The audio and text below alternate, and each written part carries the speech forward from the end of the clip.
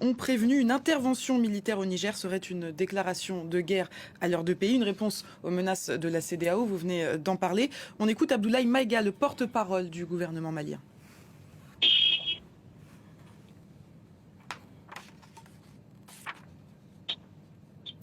Le gouvernement de transition du Burkina Faso et du Mali, 1. Expriment leur solidarité fraternelle et celle des peuples burkinabés et maliens au peuple frère du Niger qui a décidé en toute responsabilité de prendre son destin en main et d'assumer devant l'histoire la plénitude de sa souveraineté. Toute intervention militaire contre le Niger s'assimilerait à une déclaration de guerre contre le Burkina Faso et le Mali.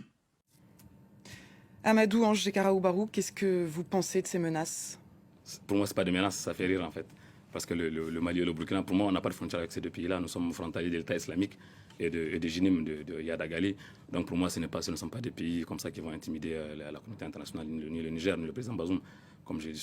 Souvent je le rappelle dans les discussions qu'on a avec mes amis politiques et avec dans les groupes de pression qu'on anime, le Mali et le Burkina Faso doivent d'abord s'occuper à sécuriser leur capitale avant de penser à intervenir au Niger.